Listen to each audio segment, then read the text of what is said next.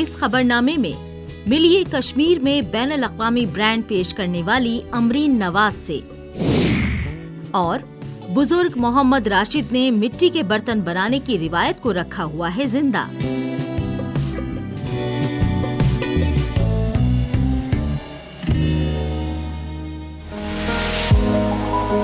श्रीनगर की एक खातून एंटरप्रेन्योर अमरीन नवाज कश्मीर में बैनुल अक़वामी लिबास ब्रांड पेश कर रही हैं।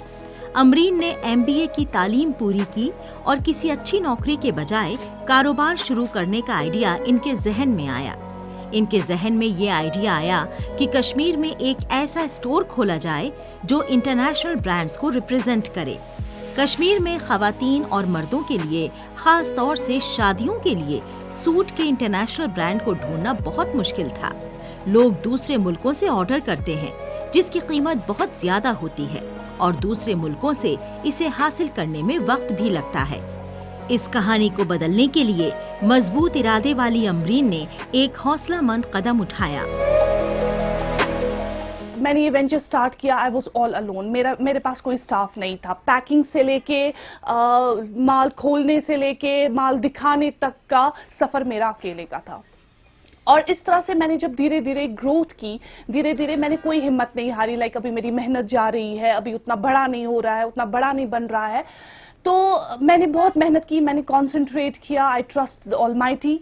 उसके बाद काम इतना चला कि अल्हम्दुलिल्लाह मेरे पास 3 लोगों का स्टाफ रहा। मैंने सेल्स गर्ल्स, लड़कियों को ही अपॉइंट किया सेल्स गर्ल्स के तौर पे, जो मेरी बहनों की तरह मेरे साथ काम करती हैं। और मैंने बहुत सारे कोरियर पार्टनर्स के साथ टाई किया, जिन्होंने मुझे डिलीवरी पहले श्रीनगर में स्टार्ट किया हमने, उसके बाद इंडिया में, और इसके बाद अब हम इंडिया से बाहर भी कहीं पर भी डिलीवरी अपने प्रोडक्ट कर सकते हैं।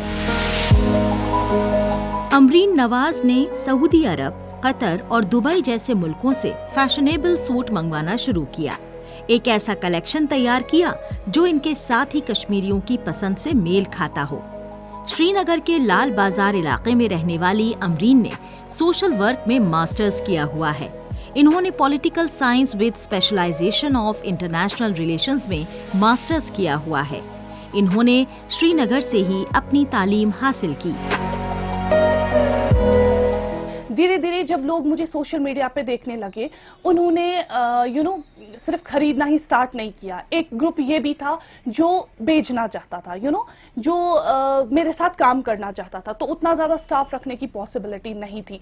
तो मैंने उनके साथ उनको रीसेल, मुझे याद है कि मैंने ब्रॉडकास्ट एक बनाया था जहाँ पे मेरे साथ 65 रीसेलर्स काम करती थी, जो लड़कियाँ थी। उनमें से आज अल्हम्दुलिल्लाह कुछ ऐसी हैं जिन्होंने अपने वेंचर स्टार्ट किए हैं। मेरे लिए वो बहुत खुशी की बात है जब मैं उन रीसेलर्स को देखती हूँ जिनके पास कोई सपोर्ट नहीं था। मैं देखती हूँ कि मैंने उनको कुछ प्रोडक्ट्स रीसेल करने के लिए दिए, आज उन्होंने इतनी ग्रोथ की कि they have started their own venture. तो वो बहुत खुशी मिलती है वो सब देख के। वो भी मुझे अपने वेंचर के साथ साथ वो भी मुझे एक सक्सेस लगता है अपना। इन्हें इनके वालिदैन की हिमायत मिली, जिस बाइस ये इस वेंचर को शुरू कर पाईं। इनके भाई दुबई में सेटल हैं। जब ये दुबई जाती थीं, तो इनके रिश्तेदार इनसे मुतालबा करते थे कि वहाँ से उनके लिए अलग अलग ब्रांड्स के सूट ले आना। इन्होंने सोचा जो डिमांड इन्हें लोगों, रिश्तेदारों, दोस्तों और सोसाइटी से मिल रही है, क्यों ना ये वो चीजें कश्मीर में लाएं। इस तरह इन्होंने क्लोथिंग पर फोकस करना शुरू कर दिया। जहाँ तक ओरिजिनलिटी की बात आई, some people are the good lovers of brands. तो क्या है, अब सिर्फ ये इसमें ये मिथ है, लाइक बहुत हाई रेंज के ही सिर्फ ब्रांड्स आते हैं। ब्रांड्स में लो रेंज के भी है। तो ब्रांड्स में मैंने देखा कि यहाँ पे बहुत सारे लोग जो ब्रांड लवर्स है, वो बहुत, मतलब मैं कोई ब्रांड ऐसा लाती हूँ, लाइक कोई कैटलॉग है जिसमें 12 पीस का सूट है, मेरे ब्रॉडकास्ट में पहले ही 10 लोग ऐसे हैं जो इस ब्रांड का वेट करते हैं। तो वो कब आएगा कब आएगा कब आएगा, जो ही आता है वो अपने पीसेस बुक कर लेते हैं। कभी कभार ऐसा भी होता है कि हम लाइक 2 या 3 लोगों को एक साथ नहीं दे पाते हैं, क्योंकि जितना पॉसिबल होता है स्टॉक उतना हम लाते हैं। वो जितने लोगों में हम दे सकते हैं उतना दे पाते हैं, ज्यादा भी हम उतना डिस्ट्रीब्यूट नहीं कर पाते हैं। लोगों और ऊपर वाले का साथ रहा, इस बाइस अमरीन नवाज इस वेंचर को आगे बढ़ा पाई। इनकी डिलीवरी जम्मू कश्मीर, मुल्क और मुल्क से बाहर भी हो रही है। इनकी वजह से कई नौजवानों को रोजगार मिला, जैसे सेल्स गर्ल्स, रीसेलर्स और कोरियर वालों को बूस्ट मिला। इन्होंने लड़कियों और नौजवानों को पैगाम दिया कि वो तालीम और कोर्स वगैरह खत्म करने के बाद सरकारी नौकरी के पीछे लगने के बजाय हुकूमत के मंसूबों का फायदा उठाकर अपना कारोबार शुरू करने के लिए कदम उठाएं।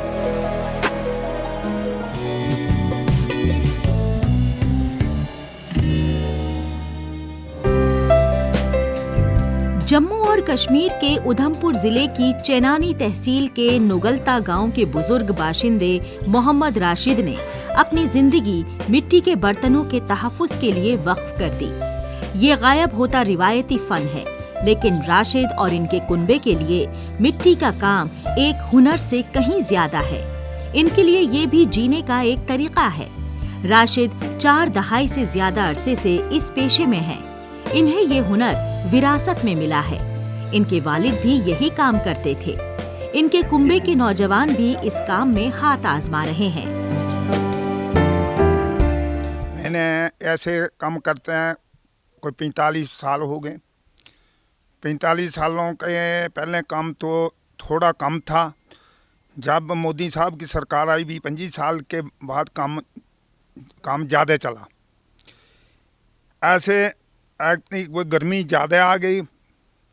गर्मी ज़्यादा आ गई तो इस काम का बहुत सा काम चला। ऐसे मिट्टी के बर्तन लोगों ने बहुत इस्तेमाल किए। इसमें बीमारी कमी है, पानी वास्ते है और हर मतलब के बर्तन के बहुत ज़्यादा इस्तेमाल लगे करना। मोहम्मद शफी ने बताया कि कैसे मिट्टी के बर्तनों ने सदियों से लोगों की खिदमत की है, जिनका खाना पकाने, खाने और ठंडा करने के लिए इस्तेमाल किया जाता है। ये मिट्टी के बर्तन कई बरसों से लोगों की जिंदगी का जरिया बने हुए हैं। मोहम्मद राशिद ने न सिर्फ इस काम बल्कि कुदरत को भी संजोए रखा है। त्योहारों में दिए का इस्तेमाल किया जाता है। मौसम गर्मा में घड़े का पानी पीना सेहत के लिए मुफीद समझा जाता है। ये मेरे ताऊ जी हैं जो ये काम कर रहे हैं और ये कोई 40 साल से ये काम कर रहे हैं। पहले तो मेरे दादू जी ये काम करते थे, उसके बाद मेरे ताऊ जी भी अब ये काम करते हैं और भैया भी ये काम करते हैं और मैं भी कभी कभी उनके साथ ये काम करती हूँ और हमें ये काम करना बहुत अच्छा लगता है। हम बहुत बहुत शुक्रगुजार हैं सरकार के। और ये क्या क्या बनाते हैं यहाँ पे? ये यहाँ पे दिए बनाते हैं और साथ में घड़े और दीपक वगैरह। इस जदीद दौर में मोहम्मद राशिद उन नौजवानों के लिए मशले राह बन गए हैं जो इस काम को और कामों से कम आंकते हैं और इस कारोबार की तरफ नहीं आना चाहते। एक जमाना हुआ करता था जब सभी घरों में मिट्टी के बर्तन ही नजर आते थे। पानी पीने के ग्लास से लेकर खाना खाने के लिए भी मिट्टी के बर्तनों का ही इस्तेमाल किया जाता था। जदीदियत के इस दौर में ये सभी चीजें दूर होती चली गईं, क्योंकि हमारे बीच पीतल, steel, aluminium, silver, non stick और प्लास्टिक से जुड़े सामान का ज्यादा चलन होने लगा था।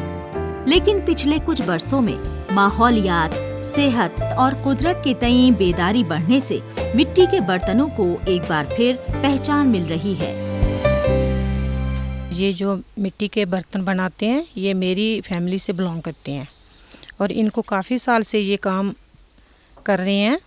लेकिन अब गर्मियों का मौसम है तो अब इनका काम ज़्यादा बढ़ गया है, ताकि गर्मियों के मौसम में लोग घड़े का पानी ज़्यादा इस्तेमाल करते हैं। तो मेरा भी यही कहना है कि फ्रिज के पानी कम इस्तेमाल करें, ज़्यादातर ये घड़े का पानी पीना चाहिए, इससे बीमारियां कम लगती हैं और ये पानी बहुत अच्छा होता है। तो इसमें कोई साइड इफ़ेक्ट भी नहीं है।